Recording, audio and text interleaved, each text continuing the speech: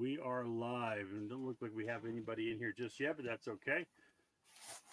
All right, guys, welcome back to my channel. This is Carnivore Backwoods. This is my Homestead chat live stream. Tonight I have Rick and Tim with Two Brothers Outdoors. They have a YouTube channel that's been going strong for some time now. I've been following them for quite a while, and I'm excited to have them on here.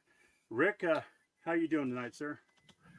I'm good. Hello, everybody, and welcome back to our channel, Two Brothers Outdoors. Two.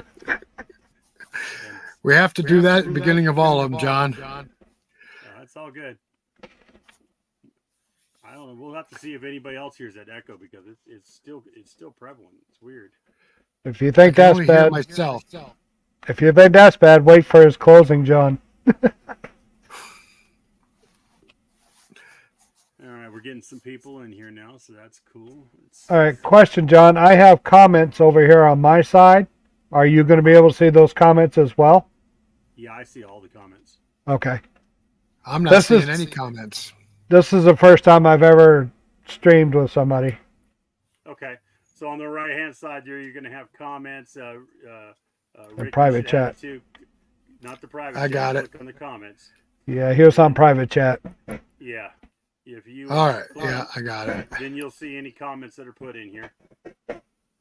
Okay, great.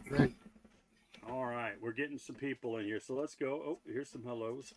We got Keto Cheeto, watch you. Here's 6 guys. Hello, Grizz. Get Grizz on here. Outstanding.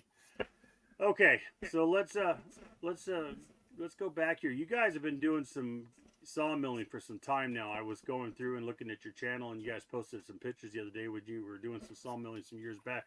So kind of give me a background on your guys' channel and how you got into sawmilling. I'll let we'll take Rick if you want to answer first, and we'll let Tim go. Okay, so we bought this property back in 1987.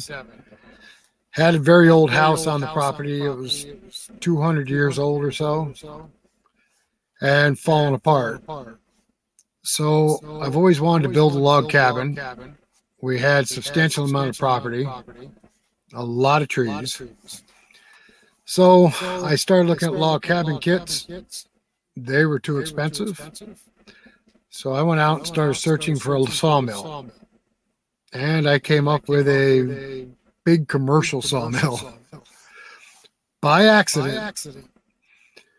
But we brought it home, set it up, had an old sawyer that lived down the road a few miles. He came up and helped me set it up and worked with me for about a week. And we started sawing. And what happened? I muted out Tim's microphone because we're still getting an echo from him. Go ahead and keep going, Rick. All right, so you got the echoes coming from you, buddy. Okay. We started sawmilling and cutting boards for the house we were going to build. And every time I get a pile of 2x6s or 2x8 stacked up, somebody would stop. Hey, you want to sell those? And I did. I didn't think we were ever going to get the house built. Started cutting D-logs, and after I got all the D-logs cut, I figured I better start cutting some 2x6s and 2x8s. So I had to cut them and hide them. But in the meantime, we started a business called North Bush Forest Products, and we grew. And by the time we got the house built, we were making a pretty nice living off the sawmill. And what happened was that there was a run on hard maple and cherry. We had a lot of hard maple and cherry on the property, so we started milling it, shipping it down to another large sawmill that would grade it. He would kiln dry it, and it was all being shipped over to Germany. And we were selling a tractor trailer load of hardwood a week. So that's how we got into it. And then as life happens, my partner ran away because his wife left him. My wife left me. So I sold the sawmill business. I couldn't run it by myself. And back been without a sawmill for pretty close to 20 years.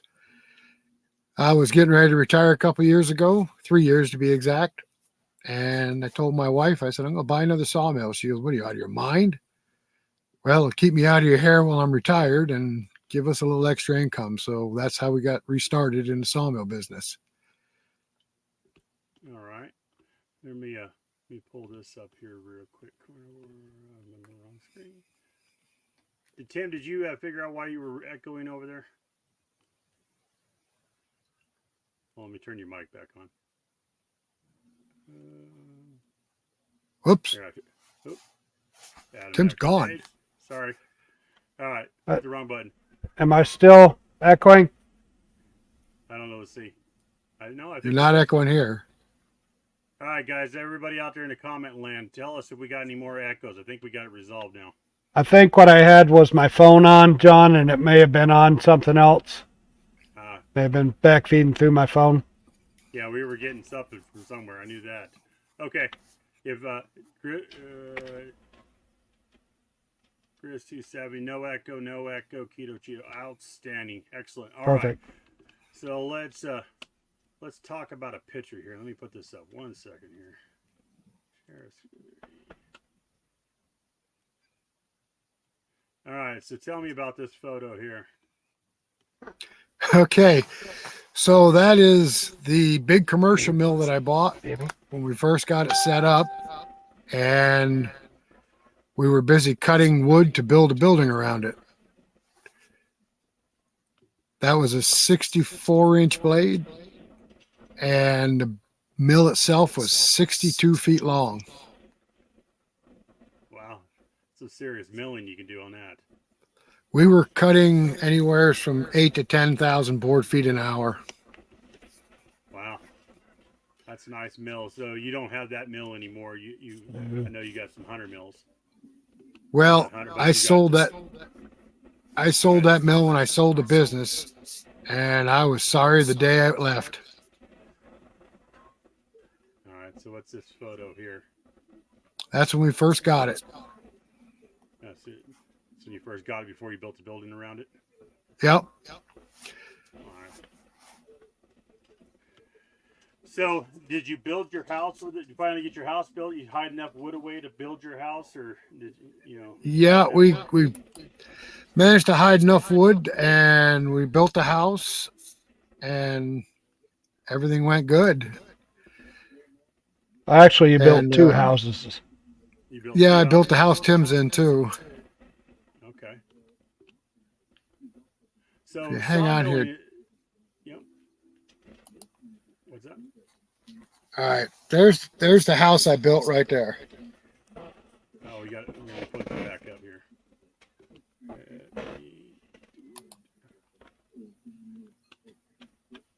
Yeah, this is the house. Okay. That's a beautiful looking barn style house. This is what it looks like to me. Yes, it's barn style. We got 3 bedrooms and a den upstairs, 1 bedroom downstairs. There we go. And that's the other house there he built, John. All right. Oh, outstanding. Yeah. That's Tim's house. That's Tim's house. Now where are you guys located at? We're located in the southern Adirondacks, northern Fulton County, New York. Okay. So, and what year was that you guys built these houses? Probably around 1990. Yeah. And I think it was completed somewhere around 98. So you had a mill, you sold it, you went through a divorce, and then you decided you guys got back together and started, doing milling again, which is where you guys' YouTube channel started, right? Well, No. Tim is my middle brother. My youngest brother was the one that abandoned me. Okay. And he left. He was partner in everything, and he just walked away from everything. And there was a mortgage on this place, of course. You don't buy stuff without a mortgage. So Tim stepped up, moved in, and we've been going ever since, really strong. That was in 2003. Yep. All right. Yeah, so John, our original YouTube channel started as hunting and outdoors adventures. Actually, it started flying airplanes. Oh yeah, true. Really? If you look in the very early videos, you'll see where I had an airplane and I was flying an airplane. All right. Well, here's Rick and Tim out showing off the chainsaws. And, you know, they're also like me. They're both work for International, so I see the logo in there. We're all a bunch of truck parts guys, which is kind of cool. We didn't know that. Well, when I first started following their channel, I wasn't working for International. I had worked in auto parts, had left, tried to get out of the business, and ended up back in the truck part business. And it just so happens that we both work for International dealerships that are up in New York, and I'm down here in East Tennessee.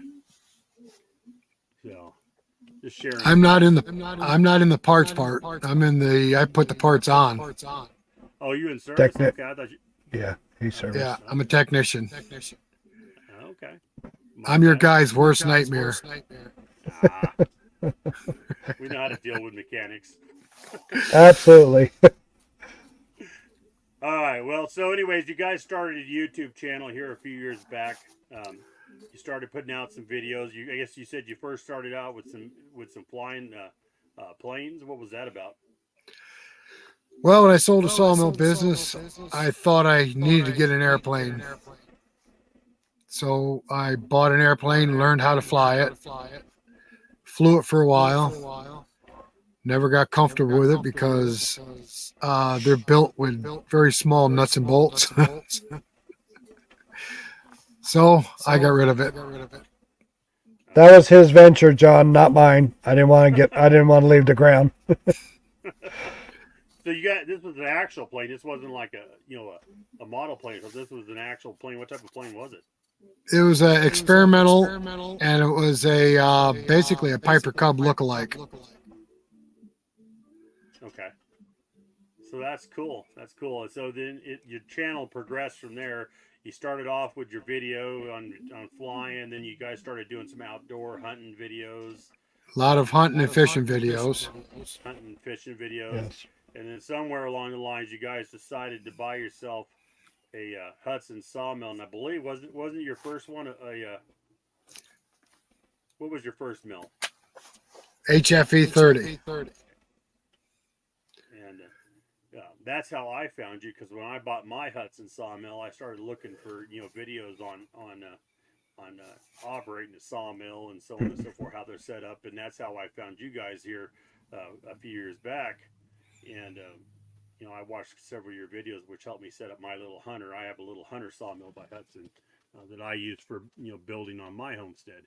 So you guys spurred me along on my journey. Well, Hudson's done a good job at dressing us. Oh, wow! Where's mine? So it's Hud-son. I know that last year sometime when you guys were still putting some stuff together, you went to Hud-son and they really didn't sponsor your guys' giveaway and stuff. So I see that they're giving more stuff to you now. So. Well, that wasn't really Hudson's fault. Yeah. They had a salesman that don't fit their criteria. He's no longer with them. Okay. So these people are really great. I love the people at Hud-son. I've talked to them on the phone. When I was having issues setting up my mill, the last thing I want to tell anybody that ever wants to buy a sawmill, buy the thing built. Assembled. Because it's assembled. Because it's a pain in the ass to put that thing together. I don't care what the instructions are. It was an absolute nightmare to put that thing together. And I've been working on stuff and mechanicking all my life, and that thing was horrible. Yeah, Rick and I had to put the Patriot together. It kicked their butts. Anybody's got questions for the two brothers here, Tim and Rick, make sure you put a Q before them in the comments. I'll be looking for it. I'm just going to pop through here. So I take it Grizz270 is from your guys' channel. So hello, Grizz. He's joined us a few times. I'd like to tell Grizz that the formula you sent us, on how to square off a cant, we use it every day. Echo is back. When Rick speaks. You got your phone on, Rick? No. You don't have any other window browsers open. I mean, you guys are both on headsets. I mean, we shouldn't be. Yeah. We shouldn't have an echo. But I just turned my phone completely off. it's weird. Well, I guess I can try that. I've never had this problem before on a live stream. Normally, if somebody's got a window open or something, they're Right. in the background. Well, I shut the phone off. Still getting echo. So Keto Cheeto is from my channel. He's local, I believe. I'm going to say that he's local here in East Tennessee. Hi, baby. And then Giacomo here is from Italy. He's one of my regulars that pops in and out of my channels. I don't see anybody else in here to say a shout out to Keto. All right. Well, John, if you want to go back to that picture where we both had the chainsaws held up. Yeah, let me put it up here 1 second.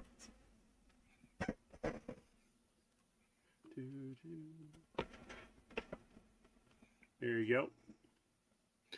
Okay, so on the one on the right, I used to weigh 246 pounds. I've been maintaining 200 pounds now for 5 years on basically a carnivore diet. Tim has lost 52 pounds since that picture. And he's Same diet. Keto carnivore. Well, basically, it's just keeping our carbs down to a certain amount. Yeah. So you're on a keto kind of carnivore diet, high protein, high fat, low carbohydrate diet. Yes. Right. That's outstanding. Which is funny because when I invited you guys to the channel, I wasn't planning on talking about carnivore. It was mostly just want to talk about homesteading and sawmilling. So what have you? Let's go back to sawmill. I mean, we could talk about that too. But on the sawmill end of it, you guys started doing a bunch of lumber, and sometimes I've seen you guys. You guys have been just trying to nail out orders. You guys get a lot of specialty work, or is it carpentry work? What type of lumber are you guys producing? Well, it's specialty work. We just knocked out a bunch of 1.5 by 6s for a fence. I'm going to mute your mic again just for a second, Tim. Let me see something here. Rick, talk for a second. All right. Yeah. It's still coming. I'm not echoing now. Yeah. Weird. It's something between you and Tim. I just don't know what the heck it is. Just had you echo. I had you just echo a second ago, John. It's weird. I don't know what's up with the stream tonight. Really annoying to have that echo in the background. Keto Cheeto says he can barely hear me. Maybe it's my mic.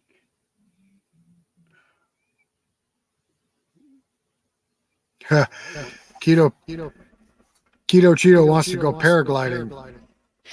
Wait a second here. I think I know what's going on.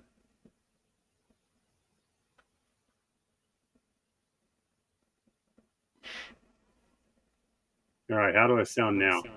Better. Still echoing. It's not echoing on my side. Now I can hear myself.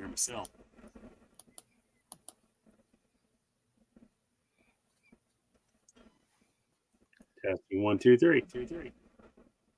That sounds good on my end. Echoing here. 1, 2, 3. Well, didn't echo that time. Testing 1, 2, 3. Wow, this is really boggling my mind. John, you don't have one of our other sites up, Facebook or the YouTube, do you? No, I don't have anything up. And I have my headphones on, so I have no audio outside of my headphones. So, I mean, it shouldn't be picking up anything on my end. Now John has echo. Yeah, you're echoing pretty good, John. This is weird. I have never had this issue before. We brought something new to the table, John. All right, hold on a second here.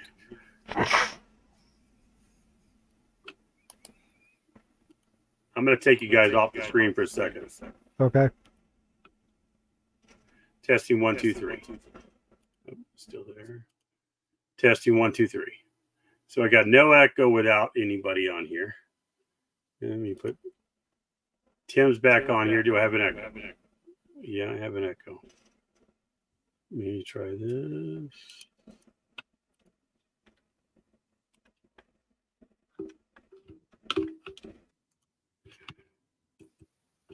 I got Rick on here. Do I have an echo? So I got no echo with Rick, but I have an echo with Tim. That is really, really weird. You know, Tim and I are both signed down as Two Brothers Outdoors. We're on the same. Oh, that could be it. I wonder if that's an issue. One of you just come in here without signing into it. That here. What's that? I'm sorry, we couldn't hear you. I said I've got everything on mine through our link, so go ahead, sign out, and log back in under the link John gave you. Just come in under the link and don't actually log into StreamYard.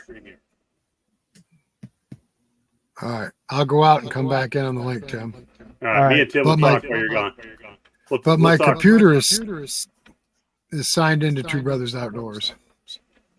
It shouldn't matter as long as the stream link's not logged in. All right, let me go out and I'll just click the link and come back in. All right, we'll sit here and talk about you while you're gone. All right. Oh, don't worry. He'll turn on the phone and watch. All right, Tim, now's your chance to get your words in because he's not here. So, am I echoing now or no? Yeah, we got an echo. Still. Well, let's see. Is it still there? I don't hear it. 5, 4, 3, 2, 1. No, I can still hear me. That's weird.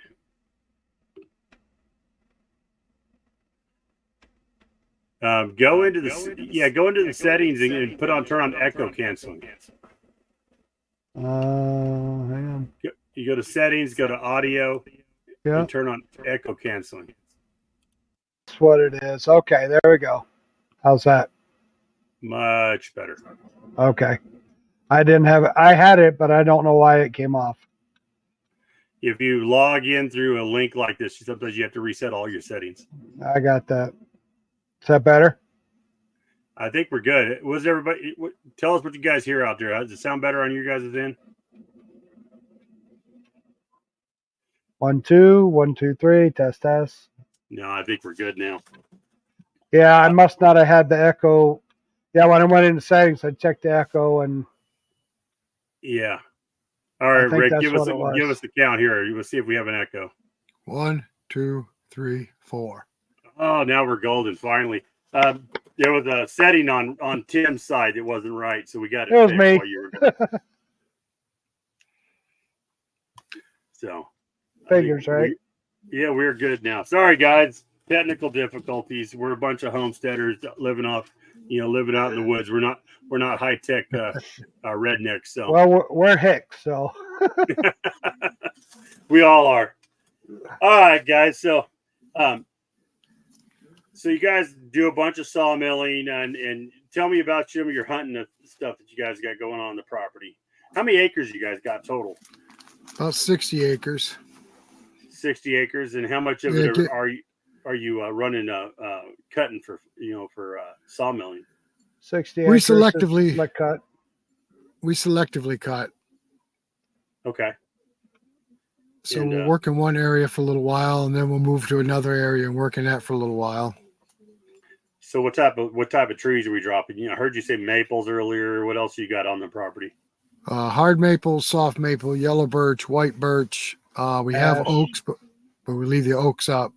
Ash, hemlock, pine, white pine, and beech. So you got a great selection of wood on the property, you know, and you said you're doing it all for special order. People are using this for crafts or building furniture. Well, summer crafts. actually, it started out when we got our mills back in, what was it, 2019, Rick? Yeah.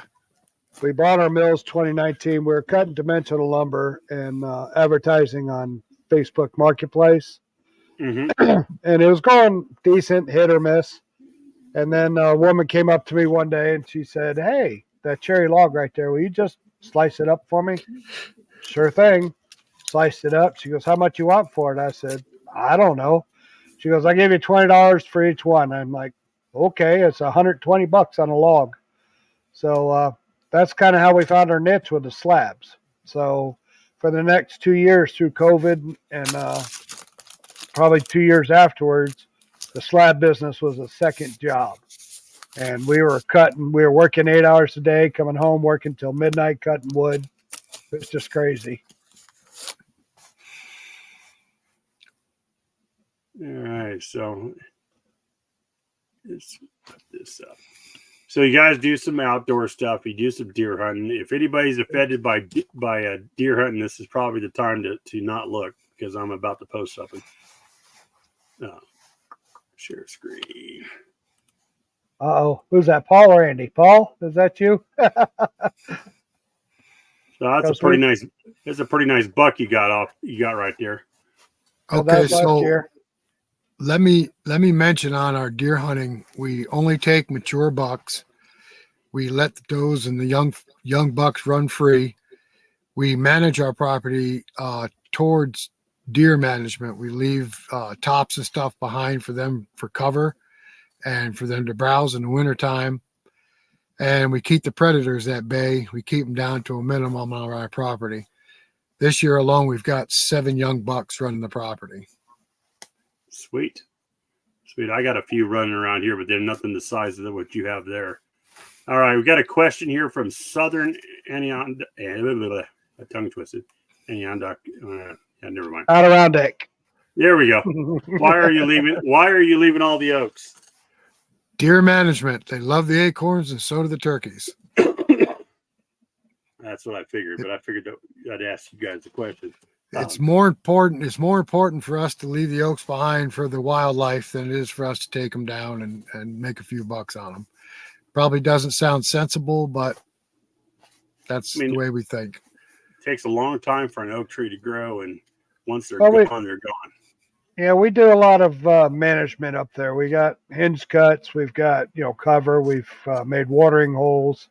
We have food plots for them. I mean, so our 55 acres or 60 acres isn't just for cutting wood. We also do deer management, or basically a lot of wildlife management for that matter. Our deer population was almost down to nil 8 years ago, but now we're due to poaching. Yeah, and now it's coming way back up because we've been doing the deer management and they've been finding what am I looking for, Rick? The safety part of being there on the land. If you watch our videos last year of deer hunting, you'll see that we saw anywhere on the average of 6 to 8 deer every time we sat. It's constant deer. And we haven't had a turkey gobble on the hill up here in probably 12 years, and we're starting to get a lot of turkeys back. So the wildlife's coming back, and we're glad to see it. You guys got wild pigs? I wish. Wild hogs? No? Okay. I wish we had wild hogs. We have the coyotes, though. Oh, I'm sure you got the coyotes, but every deer hunt I ever been on, when a coyote showed up, became a coyote hunt. So. Yep. Well, a couple of years ago, we shot a deer and was with a bow. I shot it. We went down, we ate dinner, went back after dark to track it, let it lay down and expire. And we're sitting there cleaning the deer out, and coyotes were howling all around us. And I looked at Tim, I said, "I don't suppose you brought a pistol with you, did you?" "No, I didn't either." That was kind of an intense night right there because they were coming in close. Yeah, I got them all around me. I hear them, but they're smart enough to stay away. But my neighbor's got a big pack of dogs that's running around constantly, so it keeps them at bay. Um, just one of you guys is getting probably it's probably coming up from Tim's side. You got a spat or a spammer in there if you want to boot them out. You see that, Tim? It says Nightbot. Yeah. Yeah, that's on our ticker. Oh, that's your guys' stuff? Yeah, the Two Brothers Outdoors. Okay. You click on that link and it'll bring your channel up. Oh, okay. Go ahead and click. If you click on that link, John. No, that's a merch store, Rick, and then our Two Brothers Outdoors. I'm not the techno guy. Tim is. The sawmill's not on ours tonight, so. Okay. As long as it's your bot and not one of those ones that spams the channel and everybody has to deal with a whole bunch of comments. Yeah, it's in our ticker. Okay. Cool. All right. What else are we here? I got an Andrew. How you doing tonight? Says we're both here.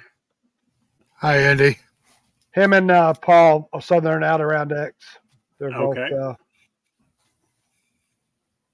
Grizzo says that picture's making me hungry. Oh yeah. Makes you want some backstrap. Absolutely. Yeah, Paul and Andy live in some beautiful country up in the Adirondacks, and I tell you, we've been up to their place, and it's really, really nice. Beautiful. Now they have a channel of their own too, right? I think I'm subscribed to that one too. Southern, yeah. Yes. Yeah, right there, Southern Adirondack Outdoors. Okay, that's what I was thinking because I thought I was subscribed to that channel also. Yep. All right, so I don't know. We'll just chat here about it. Let me look at what else we got going on here on your YouTube channel or on your Facebook. We could talk about how we get our logs out of the woods clean, John. Yeah, well, you guys got some awesome ways of doing things up there, so let's talk about it. Yeah, we built a couple of log arches using Schedule 80 pipe, and we can actually pick a log completely up off the ground and bring it out like a trailer. It backs over the log and it picks the whole log right up off the ground. We got big tires on them. They can roll over just about any rock or stump that we leave behind. They're really awesome. I'm looking to see if you got a picture on it here. I was going to post it up, but I don't see one. I was looking at your guys' YouTube channel, see if you guys had a picture. But you guys, I assume this is some of your wood, so we'll post some of this up. StreamYard.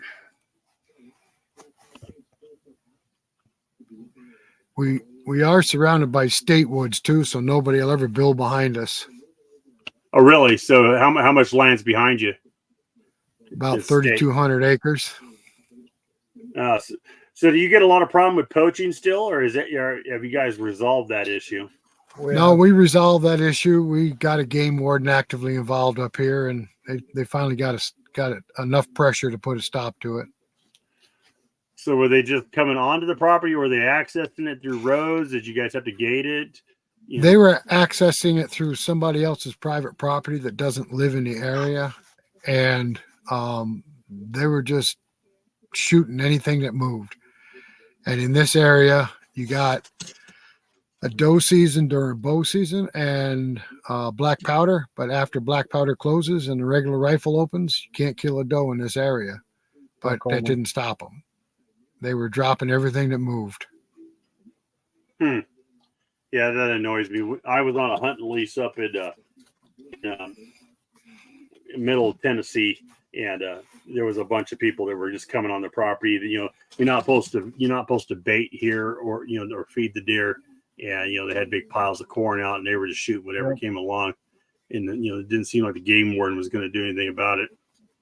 Well, it got so bad there for a while. You're not supposed to ride four-wheelers in the park, and they were just riding right on the snowmobile trails coming in on the park and shooting whatever and dragging it out for game warden could ever come in and see him. Well, I'm glad you guys got that resolved. Yeah, they got caught. Well, it all revolved around an owl. I was hunting and I came up on an owl that was sitting on the ground. So I took several pictures of it and I wanted to get closer to it. And then I realized it couldn't fly. So I ended up encasing the owl in my jacket and carried it 2.5 miles out to the house, called NCON, which is the game wardens. They hooked me up with a rehabilitation center. So I took the owl down to them, and before I got back home, the game warden was in the yard. Somebody had shot that owl. Mm. And they take that quite seriously here. Well, it's a federal crime. Yep. They're a federally protected bird. So I ended up taking him into where I found the owl, and on the way in, he found several tree stands with apples around them. And he's looking around at the trees. He goes, "These are all pine trees. It must be pineapples." At least he had a good sense of humor about it, but it's against the law. So that got him actively involved up here. Some idiot shot an owl, and that's what actually got the game wardens up in this area. Well, at least way something got them up there. I hate the fact that they're shooting owls. I'm working on actually having a friend of mine on the channel for the same Homestead chat, and she actually runs an owl and raptor rescue.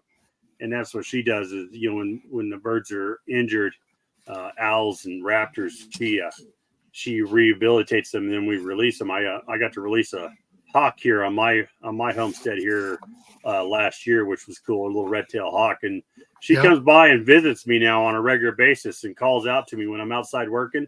She'll come over and do a circle over, and she'll call out, and then fly off up the hill, which is pretty cool when you think about it. Yeah, I've got several apple trees down behind my house. Used to be an old apple orchard. It's overgrown now, but still produce a lot of apples, and we get a lot of deer down there. There'll be 20 yards behind the sawmill while we're sawing. And you just say, "Hi, girls, how you doing?" And they just look at us and stomp their foot like we're annoying them because they're trying to eat. They're not even afraid of us anymore. Or the funny thing is we're running the sawmill and they come peeking around the corner watching us. That's crazy. Yeah, you gotta love wildlife. That's my biggest complaint here is that these pack of dogs running nearby here, they keep the deer away. I get them up on top of the hill, but they won't get them anywhere around the house because these dogs are constantly running around here, running everything off. Let's see here. Grizz says, "I grow a garden every year for 4-legged vegetarians and had a problem keeping 2-legged vegetarians out. Do I shoot them with the 4-legged vegetarians, or are they protected?" I think the 2-legged ones are protected, unfortunately, sometimes. Yeah. Unfortunately. It's sad. You can't have anything now without keeping the 2-legged vegetarians out. Keto Cheeto says he misses listening to coyotes. They're out here all the time. I sit outside, and you can sit out here in this field across me, just yipping at it. Yeah, you get 3 or 4 of them, and they sound like they're a whole billion of them. It's scary sometimes. Yeah. Coyotes are kind of nice to listen to, but in the wintertime, our snow gets so deep here that the deer can't run. And if you ever go into a deer yard with the deer yard up to pack the snow down so they can eat lower brush, if you ever watch what a coyote does to a deer, it just makes you sick to your stomach. They'll hamstring a deer and let him lay there and just come back and eat him later. He'll still be alive. I've seen it happen. I've seen them do it to cows and calves out in pasture, or when the cows giving birth in the middle of winter, and and the cows literally freezing on the ground, and then the coyotes are coming out there to take them out. I mean, I realize that's nature, and that's the nature of the beast, so to speak. But well, I tell you, when I find deer like that, it just makes me sick. So, do you guys do any trapping on your property? We're going to start trapping this year. We've been using coyote calls and bait to bring the coyotes in and to keep them down to a low population, but they've gotten very wise to the coyote calls and the bait piles. Stinking fishers have taken over the bait piles. We won't let coyotes near them. That's crazy. an animal the size of a large house cat, and the coyotes are scared of them. Yep. Yeah, but they're pretty ornery little boogers too, that's from what I remember of them. Well, their main course is porcupines, so if that'll tell you anything about them. Yeah. Anything that can kill and eat a porcupine has got my respect. Anything that wants to fight with a porcupine's got my respect. Oh, they're horrible. Oh, you guys got all kinds of wildlife. I don't have any porcupines. I'm sure I got skunks around here. I got coyotes. I got some small whitetails that look about half the size of what you guys got. We got foxes. We got fishers. I have seen bobcats. Raccoon. Yep. Bobcat. Yep. We got some bobcat. I've seen some bobcats around here, but I said I haven't seen any. Though I have something that's got after my chickens, and I haven't figured out exactly what it is yet. But it could be a fox, could be maybe a raccoon or something. But if I let my chickens run around the property, I'll end up losing a few, within the day. Yeah, we learned the hard way with chickens. Absolutely. Easy pickings. Let's see. I was up in May. Guy was trapping. Okay, I see what he said. It's Jimmy. I was up in Maine. Guy was trapping. It's Jimmy Dean sausage. Jimmy Dean sausage. I mean, I suppose you could use it as the bait. I've never thought about using that as a bait, but if it smells nasty, you can get a coyote with it. Looks like Paul's asking if you got a picture of the moose, Rick. Yes, I got a picture of his throat, bottom jaw, and belly. He's taller than the camera. The camera was set up for deer. Let's see here. And then Andrew says he just got a bobcat at the beaver dam. Oh, that was a beautiful. We saw that. That was a beautiful. It was a video, wasn't it, Andy? It was on trail camera. I was hunting. This was, I don't know, 10, 15 years ago. And I was coyote hunting, and I had a call and I had my gun out, and I have never called in a bobcat in all the years I've coyote hunted, except for that day. And it was the day before bobcat season opened. And it just sat there and played with me for the better part of 20 minutes. It just sat out there at 100 yards. It was looking at me and it was wandering around, and I'm looking at it with my crosshairs going, "You're one day early." It's like he knew that he was off limits that day, and he was like, "No, I'm going to hang out here and mess with you." Well, I could top that one. Last year, sitting in the box blind, I had a massive buck come out in the food plot in front of me, and I'm talking about make the buck that I did shoot look small. 2 minutes after shooting light ended. It was still light enough to see him, but 2 minutes after shooting light ended, and I'm a strong believer if you're going to take a trophy, take it legally. And I just took pictures of him and sat there and watched him. Yeah, but that wasn't the end of it. That wasn't the end of it. Remember, Rick? We were sitting there with black powder. Very last day of black powder, and he did the same thing to me. Yep. Came out and showed Tim his massive antlers and laughed at him. Yeah. I don't know how many times I sat in the stand all day long. Your butt's dying, you're cold, you've been sitting up there, you've been waiting. It finally gets that time and things start moving. You hear them messing around the brush, and finally the sun's just gone down. You're after legal shooting hour, and he pops out and grunts at you a little bit. And then, and then exactly just like Tim Allen. Yeah. Yeah. I don't know how many times I've had that happen to me. You're just like, oh my God, he just laughed and walked off. Now, John, are you on your homestead full time yet? Yeah, I'm on the property. So we moved our 32-foot trailer up here on the property, and then I've built a 100 square foot cabin addition to the trailer that's basically attached to where the front door used to be. So it gives us double the living space. And I'm in the process. I've dropped a bunch of trees. I got a bunch. I got to cut up for firewood. I got a bunch I need to mill for wood. And then I'm going to get in there with the tractor and dig out all the stumps, and I'm going to start leveling the pad for the actual cabin itself. Now you're in Tennessee, correct? I'm in Tennessee, East Tennessee, right here. Eastern. Just north of Knoxville, right here in the foothills of the Great Smoky Mountains. Gotcha. We've been to Gatlinburg several times as kids.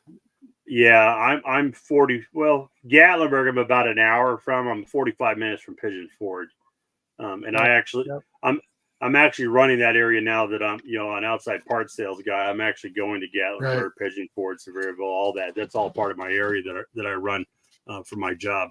So yeah, one of my best friends lived in Pigeon Forge.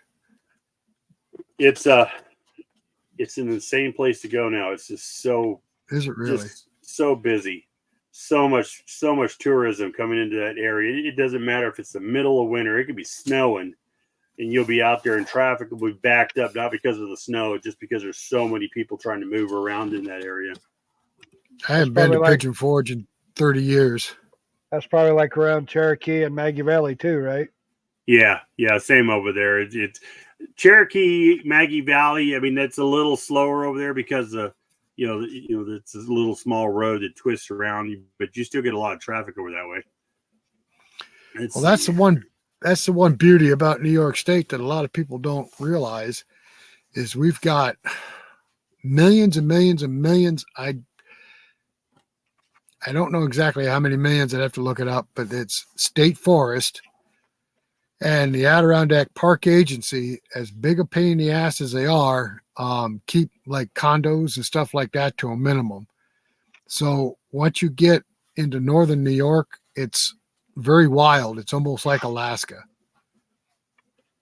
We have people that we have a lot of people live off grid up here, and they don't live off grid because they want to. They live off grid because they have to. There's no power. Well, Bear Ridge right there in here, he lives off grid. Yes, he lives off grid. Yep, he's just like you, John. So yeah, I'm completely off grid. I use rainwater for 90% of my water needs, and I use spring water that I tank in for my cooking and coffee making. And I have 8 solar panels that I use for generating electricity and running through my lithium battery pack. So, and I've been doing this for the last couple of years, and it has its struggles, and there's days where it's not very glamorous, but I enjoy it. The only thing we get from the outside is power. Everything else comes off the property. Yep. I'd love to drill a well, but you're looking at $10,000, to start. To even start a well around here, and that's not even a guarantee that you'll get good water or even get water in the first place. So you don't have any springs on your property? I got some potential areas up there, but I got to but I got to get up there. My whole property is a hill. It literally all goes uphill to the top. Right. That's what ours does. I've done some hiking back in there and stuff, and it's pretty rough terrain, during most of the year. This time of year when the leaves start dropping and stuff, it'll be easier for me to get back in there. And I plan on getting back there and doing some trimming and some trails. And so that'll give me some access. There's a couple of spots I think there's some spring, that I can develop, but I'm not 100% certain yet because I haven't been able to get back up there in over a year. Tim and I both have mine's a hand dug well. Tim's was dug with a excavator, but they're both dug wells. They're only 16 feet deep. Yep. We have all the water we can use. Yeah, I'm wondering about that. I'm wondering. I've seen people that have done the post hole digging wells or done the pipe. I'm just not sure how far down the water table is. If it was within 20 feet or so, I'd probably be interested in doing it, but I'm not 100% certain. Do you know how to witch, John? I do know how to witch, and I haven't done it in a while, but I do know how to do it. Let's see. That's probably the best way to find a water source. There's a couple places. I mean, there's almost always a stream of water coming down to the property to the left of mine, which is off my property. But if I follow that back, it crosses my property, and it's got to be underground. most of the time, and I just got to find a point where I can access it. So it's been on my list of things to do, but I've been so busy with trying to get this place built, and then overcoming my health issues I was dealing with before I got on the carnivore diet. I just lost steam for a while. I just didn't have the effort to do it. Oh, I know. I was there. None of us are spring chickens anymore, but I definitely feel a lot better now that that I'm on this diet and I've almost lost 80 pounds so far as of today. So well, we quit calling ours a diet. We called it a lifestyle now. That's exactly it. That's what I call it. You see my shirt, it says carnivore life. It's a lifestyle. It's a lifestyle. And so, of course, living off grid is the lifestyle. It's a sustainable lifestyle and that I love doing. Let's see here. What do we got here? How is the bear population on Rick and Tim's place? Well, one. Go ahead.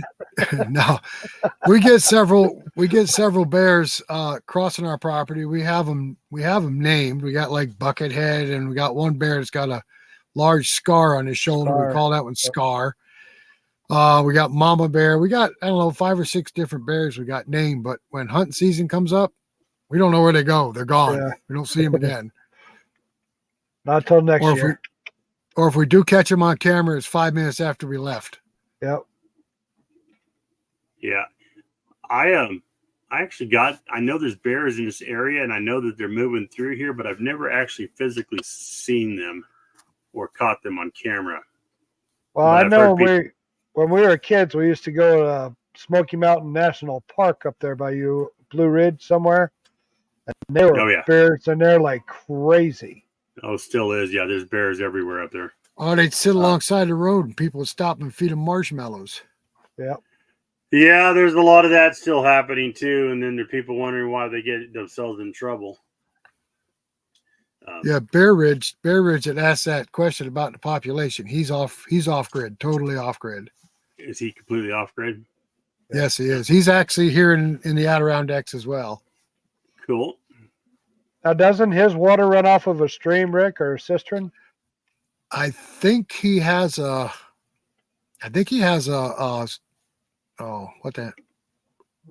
spring. Bear Ridge, if you're on here still, what do you get? Where do your water source? Is it a spring? We'll see if he answers. Says we're getting bobcat and coyotes and trail cam for 5 years or more than never seen them in the flesh. Yeah, bobcats are pretty stealth. Yep. Bobcat. The funny thing about catching bobcats when I use a trap is all you have to do is put a shiny thing over a trap and you catch them all day long. They're just like cats. I take a coffee can lid and put it on a string and let it spin in the wind and put it directly over a trap.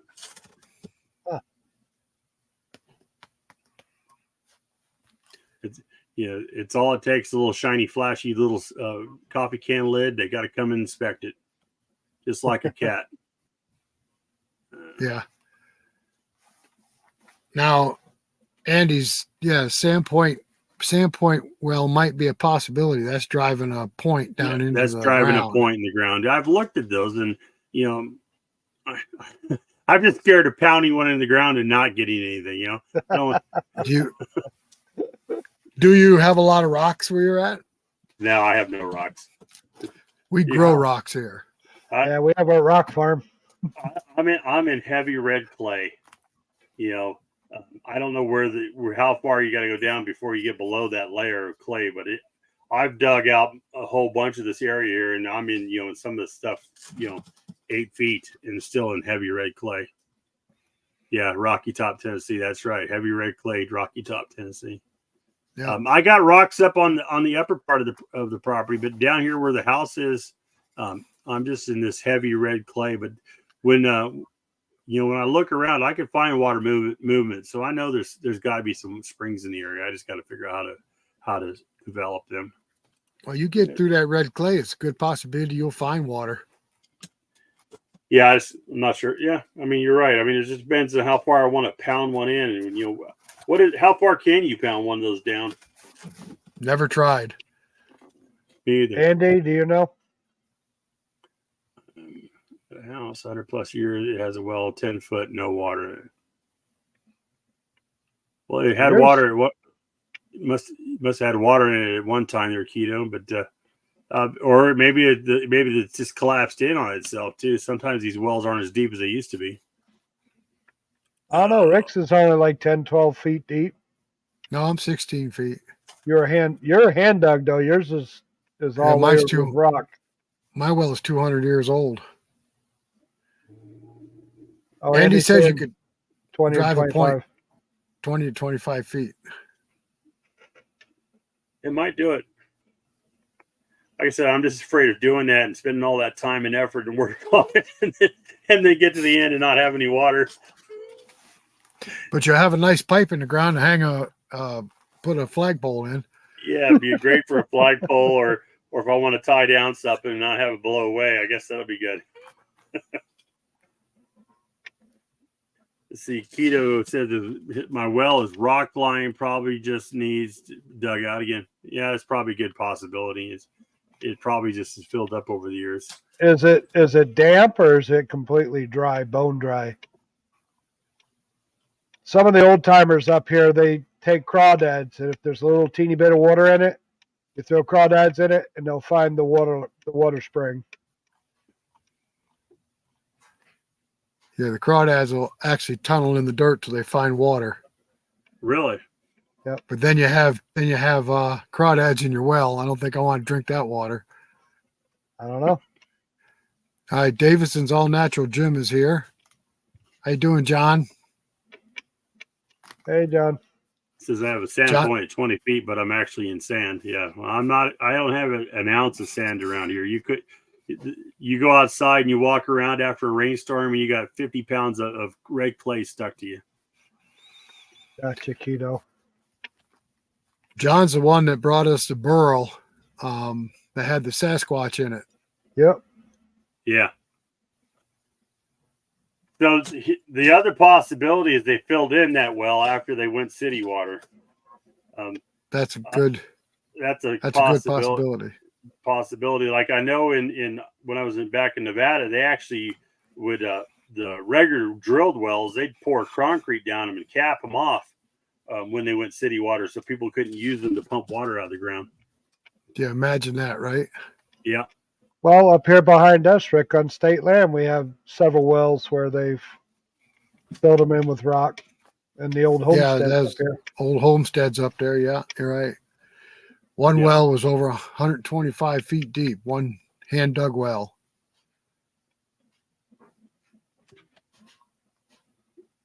What else you guys want to talk about your channel? We've kind of gone around, talked about hunting, talked about sawmilling, talked about homesteading. What else is going on your channel nowadays? We're just like everybody else. We're just putting on our videos and our shorts and hoping for the best. Trying to entertain our fan base, and we really enjoy doing all of it. And a lot of people get tired, and Rick and I are lucky because I handle the short parts of it, and he does all the editing of the videos. And it's not a day that probably doesn't go by that we don't videotape or do something. So you're up to you got 6.3 thousand subscribers. And when I started watching your channel, you only had, I don't know, 300 to 500 subscribers. And so you guys are really grown over the last to hit that 1,000 mark, it was horrible. Yeah, 1,000 mark. 1,000 marks horrible. I'm almost to 1,000, but the watch hours is what's kicking my butt right now. Yeah. Go ahead, Rick. The watch hours was tough. Yeah, we hit the 1,000. We hit the. I think I'm at. Go ahead. Go ahead, Rick. I thought John was going to say something. No, go ahead. Yeah, we had a hard time hitting the watch hours. We didn't hit the watch hours until February of this year. We were hunting. I looked at my phone and it said we hit the watch hours, and I hit the button down in the corner that said earn, and boy, did it take off all of a sudden. We were monetized. Yeah. I'm at Just, I'm at 1,800 watch hours, and I am 145 away from 1,000 subscribers. So slowly but surely, I'm getting there. And I mean, I haven't been, I've had the channel for a long time. You guys know that, but I haven't really done much with it until recently when I got onto the carnivore diet. So right. But Good night. Good night, Paul. Good night. Paul's got to go. Bear Ridge has got a dug well. Got to run and get tomorrow's video ready. Southern. That's Paul. What? Paul, it was good having you on here, bud. Yeah, why don't you walk? And then, oops, lost it. There it is. Dug well and supplemented with 2 springs. That's awesome. Well, So we found with watch hours too, John, that if you can make playlists and just all your followers just start hammering on the playlist, just click it and walk away, let it play, that will get your watch hours up really quick. Yeah, well, that watch helps. hours. Your watch hours are there, right? No, you need 4,000, right, or something like that. You need 3,000 for the beginning of it now, and 4,000 for for a full monetization. Which I mean, I'm not trying to make money at the channel, but it would be nice for it to pay for some of the stuff that I do spend out of my own pocket. Yeah, we're not getting rich, but it helps. No. You start paying for this editor and this thing and this thing, and you start doing some of this. You're pretty soon you're laying out several $100s worth of your own cash, and it would be nice. Would be nice to recover some of that. Yeah, I think it takes Rick a whole 10 or 15 minutes to edit a video, Rick. Yeah. We got a video program that really works great. Which one's that? It's called UCut. UCut, yep. I use UCut on my cell phone, and I use a program called Descript on my computer, and I like it because it removes all the ums and knows that I say or anybody else does. Well, we'll do a lot of editing while we're actually working. Like I'll start to say something and screw up, and I'll just stop and restart saying it again. And then when I get on the editor program, I can just edit that part out real quick, and we move on. Yep. So we do a lot of our editing while we're actually talking. Yeah, I do that too. But the Descript's nice when I do these do videos like this, and I'll record them. This one, we're doing live, so it won't matter to me. But when I'm doing one where we're pre-recording it, then I can go back and I can just literally remove all the places where somebody says or or repeats themselves. It just becomes all this extra stuff in there, Mm-hmm. and that Descript will actually give me a script of the whole entire video. And then you just highlight the words that you want to remove and delete it, and then it cuts it out of the video, which is pretty cool. And 200 a month, huh? The owner of our international dealership just came on. I don't see him on here, but he just said hello. I think he did it through Facebook, Tim. I don't know. I can't. I mean, it should be up on the comments because we're through Two Brothers Facebook, so it should be coming through that. Well, it just popped up on my computer, so he's watching us somewheres. Yeah, he's not in the comments here. That's okay. Or maybe it might lag. I don't know. Title and thumbnails really do help accumulate watch hours. Yeah, absolutely. 200 a month. Wow. Making $200 a month. Man, you were rolling in it. Yeah, I guess he was. Why'd you stop, Grizz? Holy shoot. We're at the retirement age, so every little bit helps. I mean, basically, that's why we got the mills that we did, so we don't kill ourselves or one-man operations. But, generally we help each other. So unless we get a really super big order, then we both work on our mills at the same time. But, by ourselves. But it's nice to work together. We spend a lot of time together. And his wife's wonderful to let me have them on Saturday. Thank you, Sharon. It's not all roses and posies, though. We bitch at each other a lot, too. Yeah. So your deer season's coming up, or is it already started? It's already started. It's already started. Okay. So is it what are you in? Muzzleloader, rifle? What are you in? Muzzleloader opened today. We didn't go. We didn't participate. We had work to do. I had to take those headphones off. They were driving me crazy. So, Oh, now that we wow, got rid of the that's- echo, I don't need it. I'm going down into the abyss. Should be in bow season, right? Do anything until muzzleloader season, which doesn't open up until the first week in November. So, we got a few weeks on that, and then I'm going to do some deer hunting. Our regular rifle season opens next weekend, and we still won't go. The big bucks don't start moving until the rut starts in November.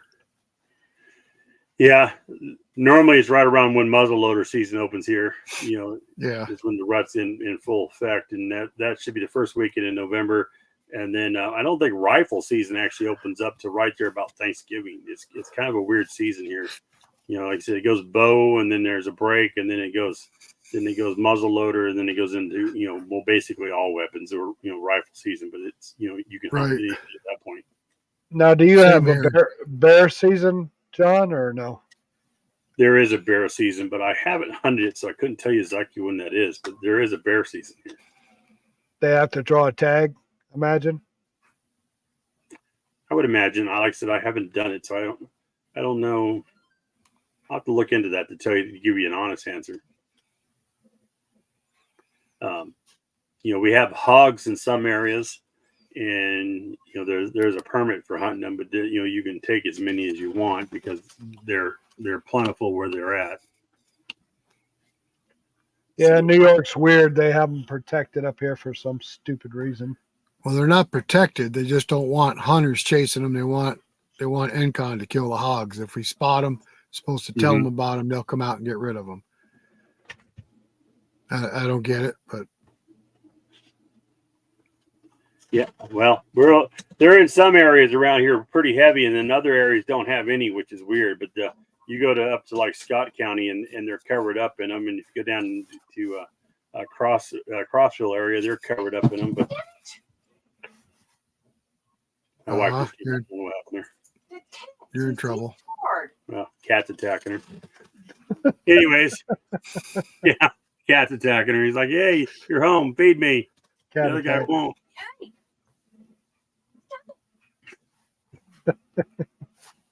Say hi since you're all on the internet here. Oh, sorry. So, John, you're putting in a slab for a foundation on your house? I'm going to pour pillars, actually, with the plan. I was going to set it up on pillars. Log cabin or stick built? It's going to be stick built. We talked about log cabin, but I think stick built would be the easier way for me to go. And it's going to be similar to yours. It's going to, the wife wants, and I want to do the barn style roof on it. It's going to be about 1,100 square feet. Got a ghost behind you. I had a ghost kiss me. It is October, so who knows? But anyway, it's going to be up on, I want it up about 2.5, 3 feet above ground, but it's coming down, a slope. So I'm trying to level that dirt out so that I'm not, super high on one end versus the other.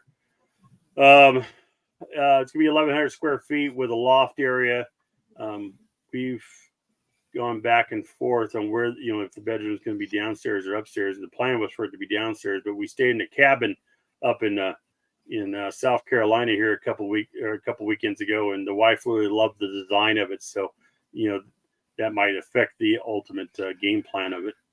Well, the problem with upstairs, we got 3 bedrooms upstairs and 1 down, and I couldn't imagine going up and down those stairs in the middle of the night. At my age, you get up a couple times at night. Yeah, That's not funny. That's not funny, John. That is funny. I don't get up a couple times, but I normally do have to run there at least once. But yeah, I know what you're saying. I have to say that since I've been on the carnivore diet, that's not really as big of an issue for me as it used to be, because you'd be a couple times a night, but since I cut carbohydrates, I don't have those problems. Let's see here, what a keto Cheeto say here. It's all the fluids you're drinking. What's that? It's all the water we keep drinking. Well, a carbohydrate, it's in the name, carbohydrate. Yep. You when you consume sugar, you're for every gram of sugar you consume, you're going to consume 3 grams of water to it, and so you end up being bloated up on a lot of water with all the sugar you're intaking, and then you end up dumping it. They give you a water pill for your high blood pressure to get you to dump out the water, and that's why you end up pissing it out, and then you get up in the morning, you take your blood pressure medicine, and you end up 30 minutes later having to get rid of even more of it because of all the water that's in your system. And that's not good for you. So by getting rid of all the carbohydrates, and I'm no longer on the water pill, the high blood pressure medication, because I've been able to get my blood pressure under control without it.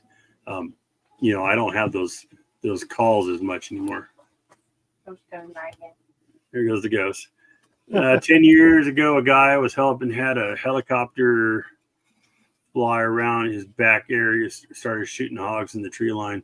Pop, pop, pop, squeal, squeal, squeal. That's got to be tough. I can't imagine shooting a hog from a helicopter. He just ate 3 cookies and drinking water. Yeah,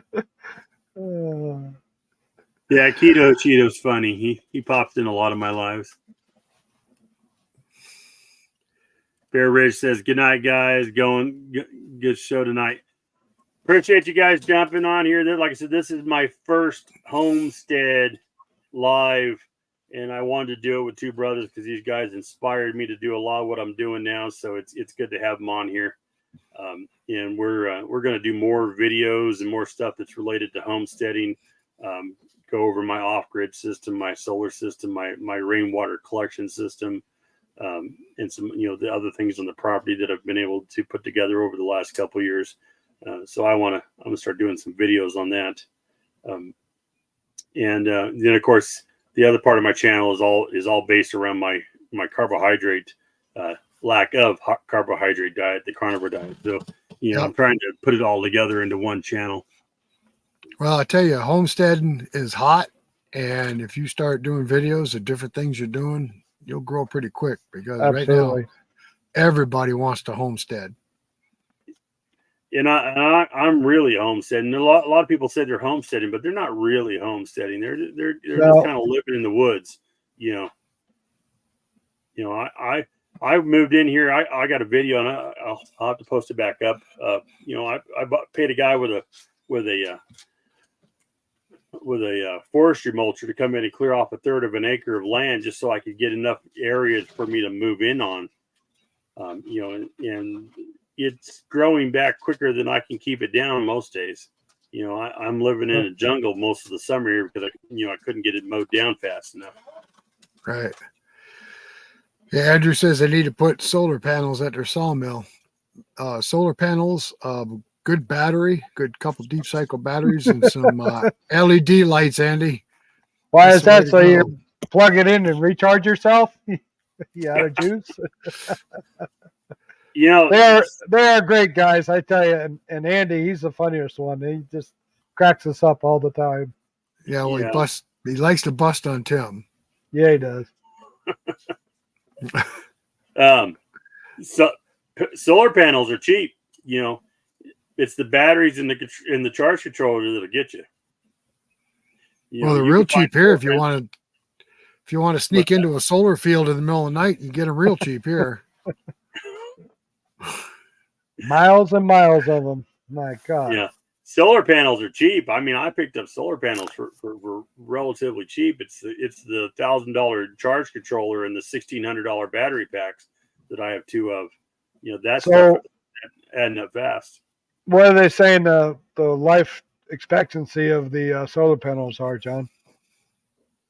They're used, so they're not as long as I don't remember off the top of my head. They're not, their life expectancy is less than if I'd bought them new. But they're still working highly effective, and I'm still getting good power out of them. The battery packs have a 10-year warranty on them, which is the reason I bought those. Are Those they came from lithium Big batteries? They're lithium PO4s, yeah. They have a 10-year warranty. They came from bigbattery.com. They shipped them out here from California, actually, and they're 24-volt packs that I have 2 of right now. I wish I had a third one, to tell you the truth. It would give me just the right amount of power if I had a third pack. Then you run an inverter with the battery packs, I take it? Then I run an inverter. I can do 9,000 peak, and I think I can do 4,500 continuous. 9,000 is a big inverter. Holy cow. That runs everything in this trailer. It'll run the AC in this trailer, but it'll take about an hour to kill the batteries if I run the main AC. But I bought a mini split AC. I did a bunch of research, watched a YouTube channel where a guy was running one of these on his camper. He was running around, living completely off in a cab over camper setup, and he put a mini split on there. And I got this one here, and it's got a SEER rating of 22, I want to say. During the day, I produce enough power during the summer that I still put power in the battery, and I can run the AC on full. And then at night, it'll run me down about 20-30% of my battery overnight, having the AC on. So now we have several people off grid that use EMS systems, energy management system. Mm-hmm. They have like a 8,500 watt Onan generator diesel that is very quiet. If their battery packs start to get down, the diesel fires up, charges the batteries. They got solar panels. If they're charging the batteries, the generator don't run. But it's actually a pretty nice system. That would be my ultimate if I had a diesel generator that I could run to charge. Right now, I have a little Harbor Freight gas generator. It holds about 1.5 gallons of fuel, and I started it up, and it'll run for between 8 to 12 hours on a tank of gas. And I have it running into 2 battery chargers that give me about 22 amps of power to charge the batteries. I'd like to have some more, but that's what I could afford at the time. And it works. It'll put enough power in there to charge the batteries plus run everything that I'm running in the house. Right. Is it electric start? No, it's a little cheap Harbor Freight pull, but it starts every time on the first try. I've been really impressed with it. I got it 2,000 watt? 2,000 watt? I think it's 1,400, to tell you the truth. 14. It might be 2,000. I want to say it's 1,400 watts. Yeah, it's a little bitty guy. It cost us like $300, and I was running a big generator that was, that was like 8,000 watts, and I could run the whole house on it. But this thing uses hardly any fuel whatsoever and runs for a long period of time. Yeah, I bought a Predator, the Harbor Freight Predator 3,500 for my camper, and it runs the air conditioner and everything. It's electric start, great little generator. Yeah. I've had that thing probably 5 years. More than that. 6 years, yeah. I like it because I just go out there, give it a pull. It starts right up on the first pull. I ran it in here. I've ran in some delayed isolators here so that if the power bumps, it'll wait till everything comes back up to full power before it turns the power back on. Gotcha. Right. It checks all my electronics so that I don't burn anything out. Did you see our Hud-son tour, John? Was it recent? Yes. No, then I haven't been on your channel in a week or two. Yeah, I've been busy. I haven't been on anybody's channel. Took a full tour of Hud-son. They hosted a day for us up there, and we went up and videotaped a tour. Really interesting. I'm on your channel right now, looking here to see what we got. Oh yeah, Hud-son Sawmill, American made. This is where they are all built. 2-parter. Let's see here. Those of you from my channel that don't know these two guys, let me put this up.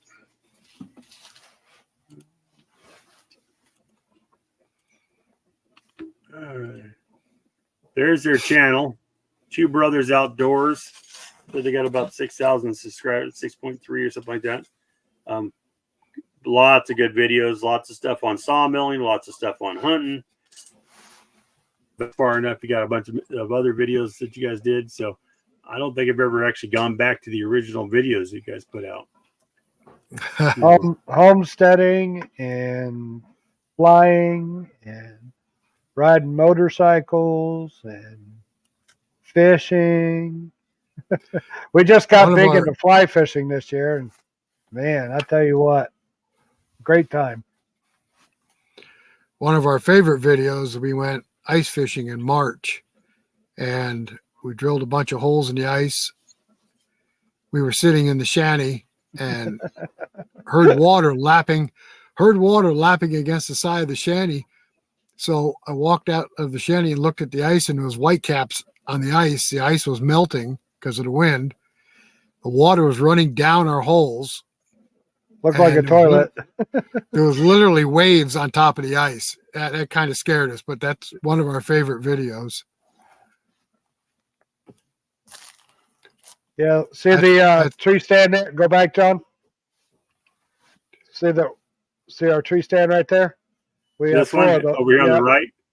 Yeah, we have four of those now. Right, so we hunt. We hunt in comfort. Yeah, I know you guys are struggling out there. It's tough. A YouTube friend of ours, Don with Bucktails Outdoors, he came over this year. We cut him a kit just like that so he could build one, and he did a really nice job on his. And it's great to watch him. He had like a 6-parter he did to build that, Rick. Yeah. That's what I want to build on top. I got 15 acres. I don't have 60 acres like you guys, but I got 10 that goes to the top of the ridge, and then I have 5 acres that runs alongside of mine on top. And that 5 acres is basically my little hunting area up there. So I want to go up there and do some clearing, and then I want to build a tree stand just like that. Well, we've sat in our box blinds 10 below zero with the wind blowing in our t-shirts. They're insulated and they're heated. Yeah. You got the buddy heater going in there, don't you, or something? No, big propane heater. Well, that's a buddy heater. It's a big propane heater, but yeah, got a coffee pot with a stove. We cook breakfast in them. They're amazing. Solar panel on it? You got a solar panel on it? No. That might be in the future.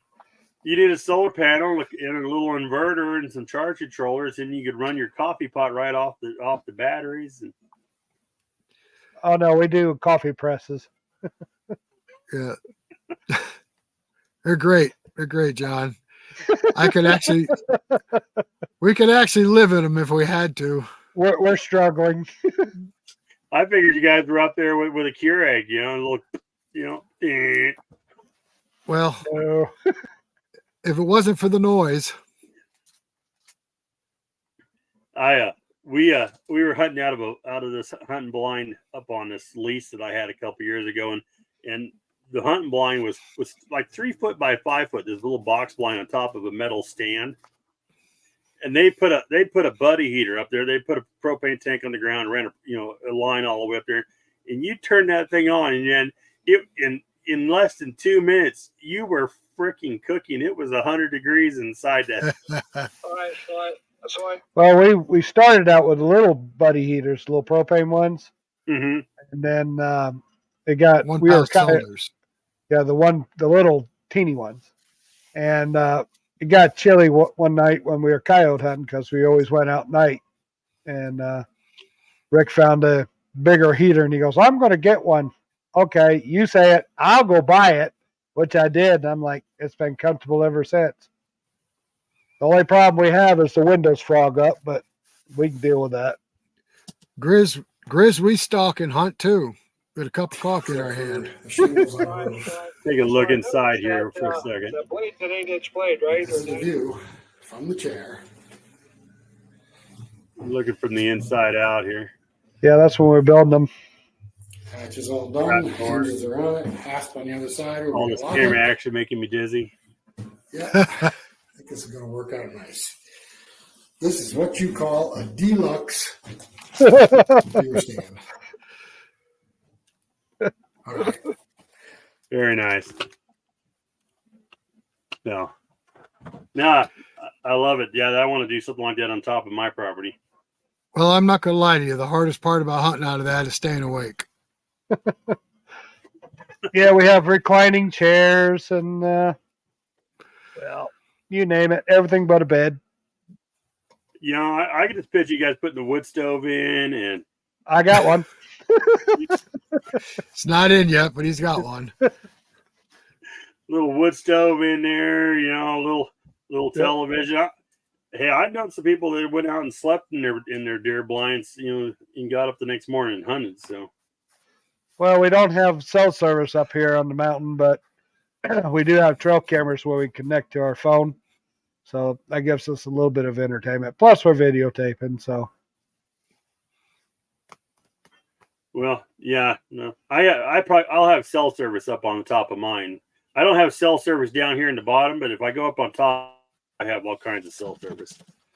Down here, the only thing I can get to work down here is my satellite. I'm using Starlink, and that's what I do all my internet off of. Well, we seems got to be doing pretty well. Yeah, well, I got it. It's 30 feet in the air now. Ooh, I got it sitting on top of 3 pieces of 2-inch galvanized pipe. You know, strung up 30 feet in the air, and I had to knock down a bunch of trees, and I can still catch the top of trees on both sides just a tad bit.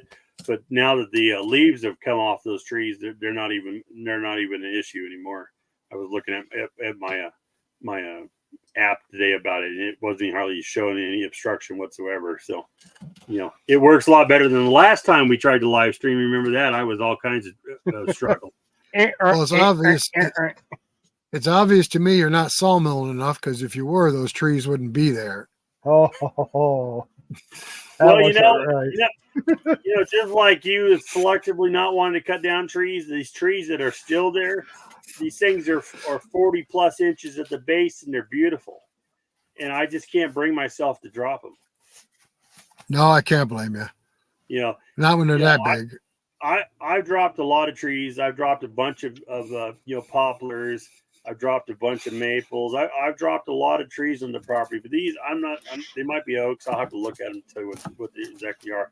But you know, they have been here a long time. They're healthy, and they love the fact that I've cut out and given them some sunlight. And I just can't bring myself to drop them. I'm just like, no, the internet's not that important to make me drop that tree. You know, so I'll struggle a little bit during the summer with the leaves, but I'm not dropping the big ones, you know. Well, we brought my sawmill home Saturday morning in January, set it up and had it running that afternoon in the garage. And we had a lot of snow on the ground. So every tree that was within walking distance of the sawmill came down. I have I got 20 trees on the ground right now that I either got to buck up for firewood or mill for lumber. I've dropped a bunch of trees recently, and just getting them down. And I need to get out there and start bucking them up, cutting them into rounds or cutting them into links so that I can get stuff done. I'm going to relocate my sawmill. I've had it down below on a flat area that's 100 on the hill from me, but the walking back and forth stuff sucks. So I decided I'm going to put it up here on top of the hill, just right next to where I'm going to be building the cabin, so that I can mill and then have lumber right there for me. Yeah, I think you told me that a couple months ago. Yeah. So I haven't done it yet, so you can see where I'm at, but that's on the list of things to do now that the weather's cooling off and I can get outside and do some stuff. I tried to find some frames like you guys, some truck frames or something that I can mount my track on, but I haven't come up with anything yet. So I'm probably going to have to break down and buy me some angle iron and make my own track. Now you How have about you have the aluminum track, right? Yeah, I have the aluminum track. Yeah. How about an old? Go ahead, How Rick. about an old mobile home trailer? There seems to be a lot of those around after they burn down. That's not a bad idea. I'll have to keep looking around, see what I can come up with. There's a trailer place down here that has a bunch of scrap. I wonder if I can find some. I just got to find, because I'm not going to cut anything over 16 foot. Yeah. Right. Yeah, because So- Hudson told us when we went to that tour that they're not using aluminum anymore. Yeah, because it's a pain in the ass. It doesn't work well. You mount it on wood that moves every time the weather changes. Correct. Yeah, And then they're only 4 foot long, so they're just constantly just doing this number. But it's my biggest frustration. The mill works perfectly. It's the track that that I'm constantly fighting with. Or you could pour a slab. Huh? You could pour a slab. I've thought about that, but I didn't really want to mount it somewhere permanent yet. But I may do that. Yeah. I wish I could find a good trailer that I could build on and then have it sitting on top of a trailer so I could just move it around where I want it. But Yeah, that would be nice. so Yeah, we saw the remnants of that microburst, Andy.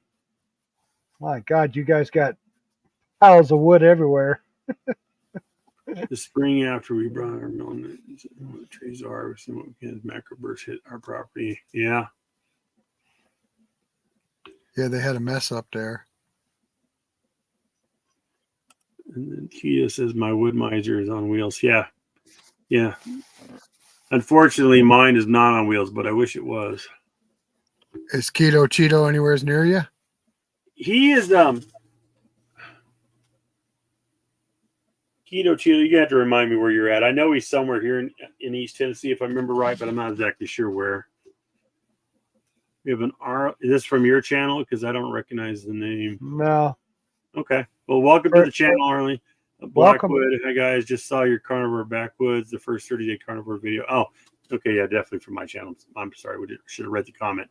Well, welcome to my channel. This is kind of a non-carnivore conversation, though these guys are doing some a form of keto and lost quite a bit of weight. We're just kind of talking about homesteading and sawmilling and hunting, and I don't know. We're just kind of babbling at this point, but it's all good. All right, so Keto Cheeto said he's an hour south of you. If you can find out what size ball he has on that trailer, you can have one tomorrow. I love the way you think. Oh, you don't know the half of it.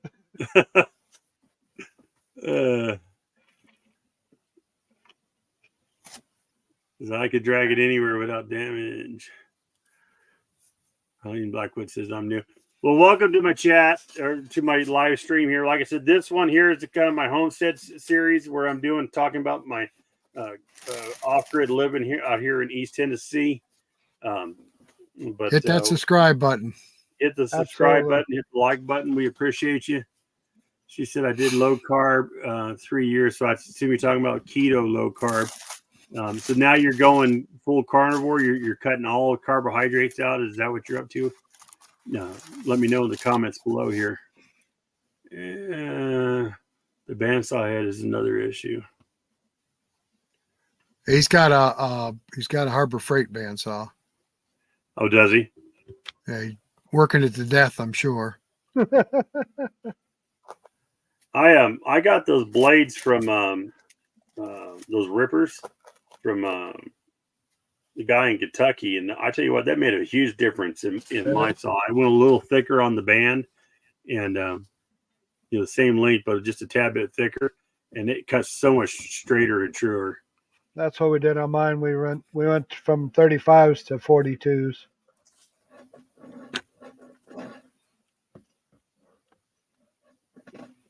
Not for sale. We weren't said talking anything about buying selling it. it. They weren't talking about selling, buddy. Got to sleep sometime. Yeah. Yeah, let's see here. I love the way you're living. My husband and I started carnivore. Most carbs have a few like stevia and almond milk with coffee. I use straight heavy whipping cream with my coffee. I have a video up on it if you want to watch it. The wife and I, we use a little whipper.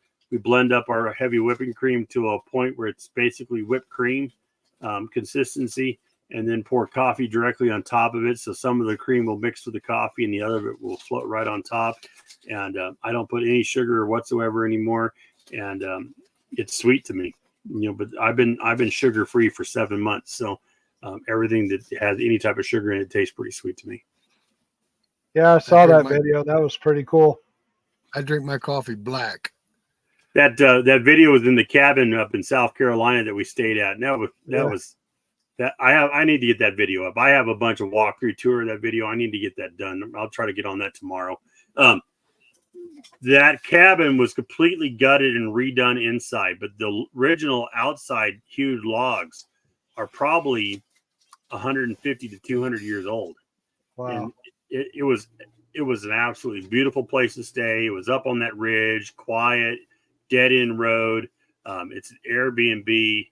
You can rent it for a couple of days.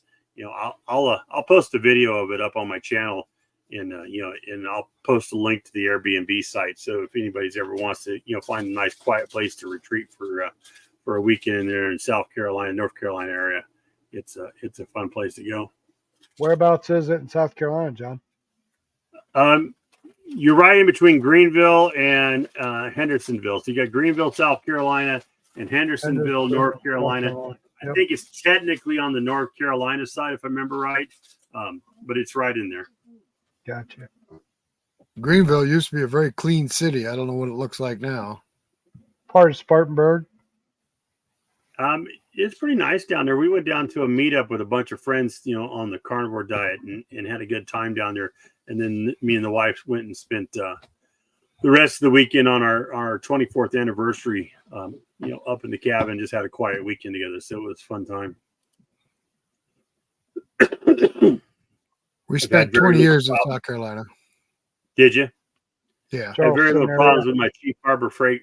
They work. As long as it works and you maintain them. Some things from Harbor Freight are good, and some things you're lucky if you get out the door before they break.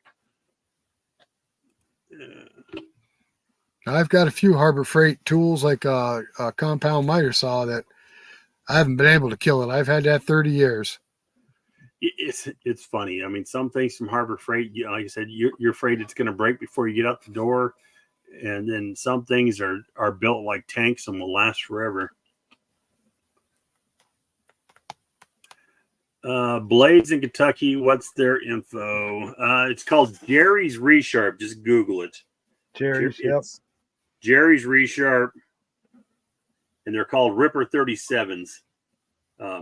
Is the bands that I buy, and you just need to know what measurements fit your particular sawmill, and those things are really good. You guys use rippers?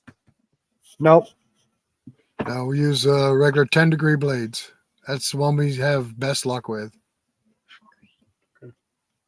Yeah, we went to Woodsman's Days. It's a gathering or show up here in New York, and Wood-Mizer always has a sale on them, like 10% off. So we usually buy about 10 or 15 blades when we go out there.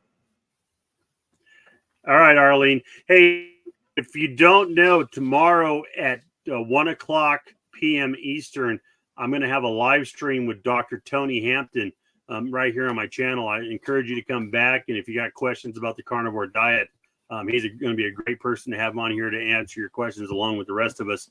And then next Sunday on my live stream at 1:00 Eastern, I'm going to have Dr. Robert Kiltz.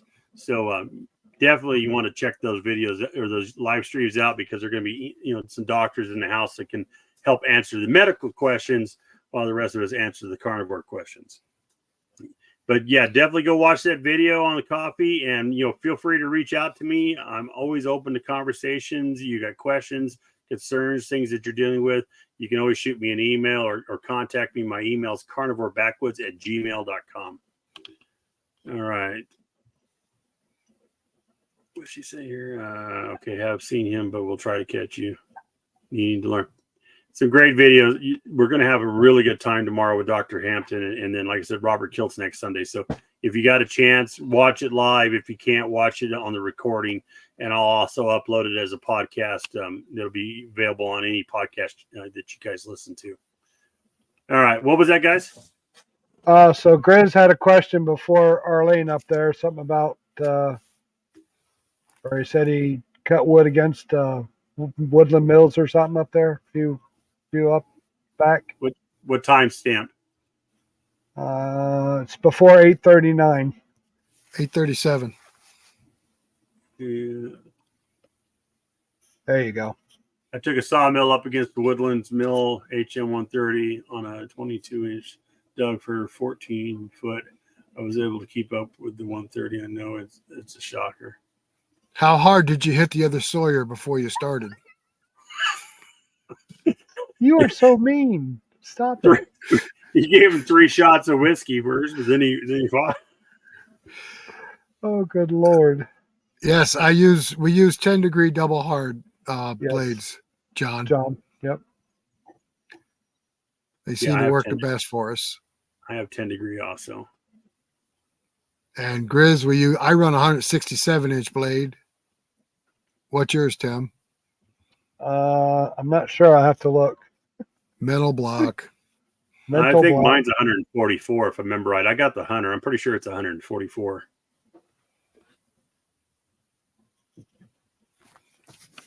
I think mine's the same as everybody else's because mine's got the 16-inch wheels on them. So yeah, it's shiny and got teeth on it. The biggest log I can cut is about 20 inches, and I don't really get that much down here that I have to worry about it. But I've had a couple things where I've had to fight with it to get it milled. Most of my trees around here aren't over that unless you get into some of the bigger stuff that I'm not willing to cut. it is Wood-Mizer brand.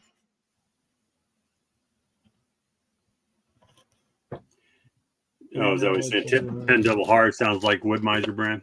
It is a Wood-Mizer brand. Yep. Yeah. Says your blades are 132, Tim. Yep, that's probably right. I had my phone off. Remember, I couldn't cheat. Yeah. 130. Well, I mean, I thought mine was 144, but Yeah, mine's 132, and I ran.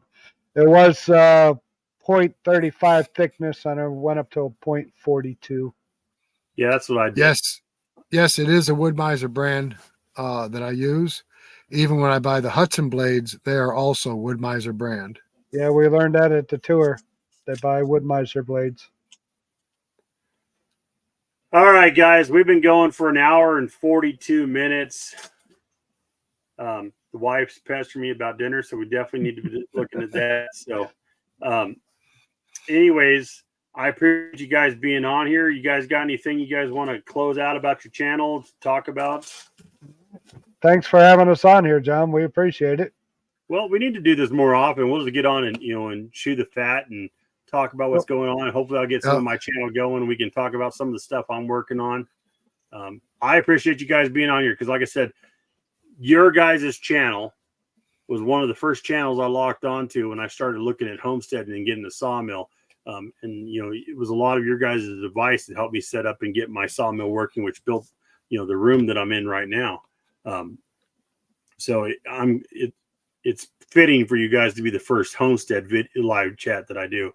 And I'm looking forward to doing more with you. We can team up and talk about some stuff. Well, we were just talking today that we're thinking about starting to do once a month a live on like forestry roundtable and have a whole bunch of different sawyers on there. So yeah, we're talking about hosting something like that.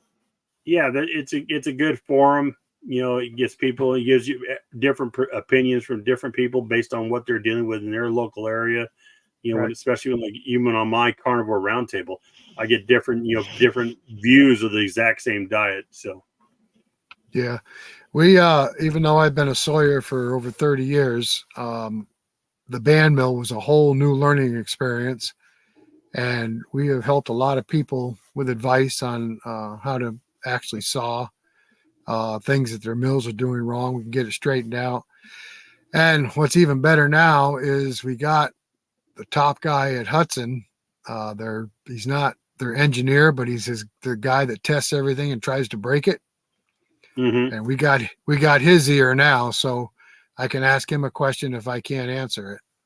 So that's really nice too. And we may have him on one of our lives with us. You tell them that the dogs they put on the frickin' Hunter, and a lot of their sawmills that suck ass. Well, they're going to make either or dog system, one like we changed ours to, or one that originally on the mill. The reason they have it originally on the mill was so you could one-handedly lock down the dogs, but I found it to be a pain in the neck. They're a huge pain in the butt, and I don't know how many times I pinched my fingers or fought with it, and of course, it doesn't line up, and you're just constantly struggling with it. It's the worst system, and then they both go up, on both sides, so then you're trying to adjust it so that you can get that down. So you're not, I've taken the teeth out of my saw blade, trust me, by accidentally hitting my dog. So he did it. Yeah. Well, I changed mine probably 2 or 3 days after I got the mill set up. It was like, this isn't going to work for me. Yeah. But a lot of the things I've done on the mill was things to make my life easier, because I ran a big mill. It was like, oh, this should work this way, or this will work better for me this way. And I've made a lot of changes on my mill, and all of them have been pretty good.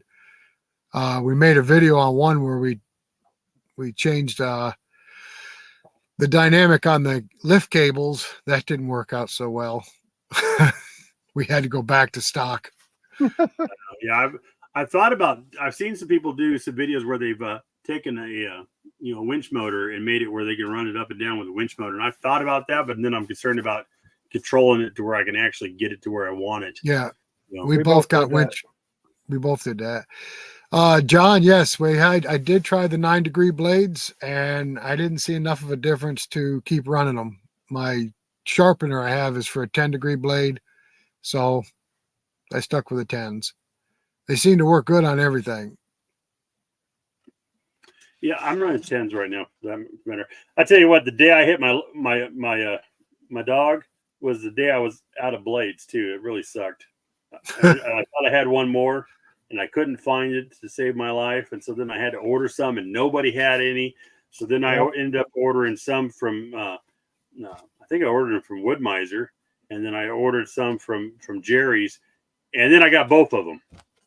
Yeah. So now I have lots of blades for myself. Now, John at Hud-son, he's been running the 737 Wood-Mizer blades on some of the mills they have set up at Hud-son. And he really likes those. He said they sweep the sawdust out really well. The 747 turbo. I thought they were 37. 40. Well, it's a Wood-Mizer blade, 7-something-7. Turbo blades, yeah. But he really likes them. He said that you ought to give them a try, but he said it gets the sawdust. There's hardly any sawdust left behind at all. Yeah. I'll have to check those out. All right. Well, gentlemen, let's call it a night. And like I said, we can do this again. We can talk about hunting. We can talk about homestead, and we can talk about whatever. Get together and have a chat. I appreciate you guys. Sounds good to me. And thank you for having us, John, and we appreciate it. And absolutely. It helps your channel, helps my channel. Really been starting to watch your videos with the carnivore stuff. I was kind of interested with it, so. It's been life-changing for me. And, like you said, you guys know me for a while. I've lost 80 pounds. You can see that I've shrunk immensely over the last 7-8 months. I got the when you started when you started making comments as carnivore, I'm like, boy, that looks like John. And Tim's like, I don't think it is. Yeah, he's too small. Yeah. Sorry, John. I said no. Well, problem is I had 2 channels. I had this channel and I had Smoky Mountain Outdoors channel.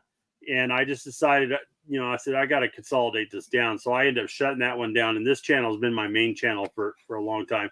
And so I rebranded this one Carnivore Outdoors. And I realized that probably confused some people, but I just had to consolidate it. It didn't make sense having multiple. I actually do. I have a couple others that I probably need to close down too, because I was toying with different ideas.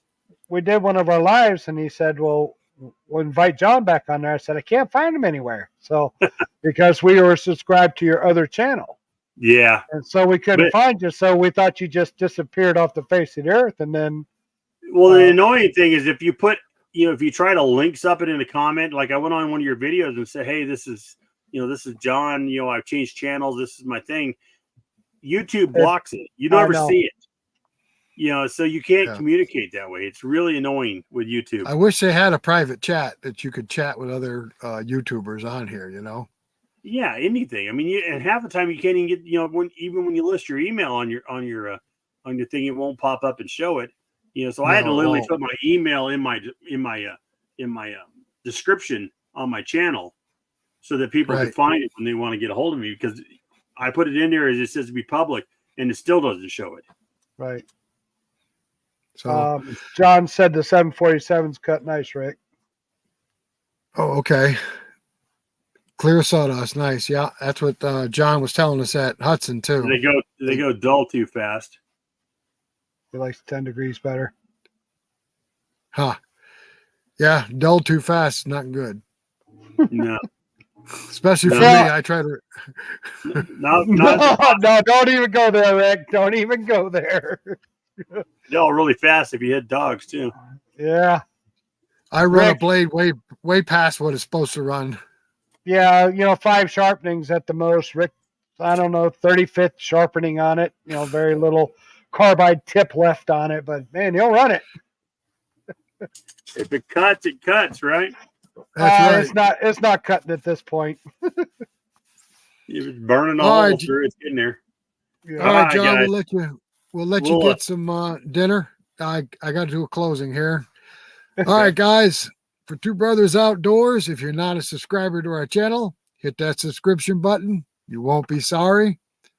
Give us a thumbs up and hit that notifications bell. You don't want to miss any of our future videos. Or John's. How's that? Yeah. Give these guys some love. Go over and subscribe to their channel. And subscribe to mine. Hit the like button. Same goes for John. Oh, wrong way. Where are we at? There we are. Yeah, everything's backwards. Yeah. That's hard to do. All right, John. It's been fun. Everybody that joined us, it's been fun. We appreciate your everybody. comments. We're glad you joined us. Like I said, we're going to try and get something up once a month, so be watching for that. I'll close the screen. We'll talk for just a sec. 1 second. Let me end the stream. All right.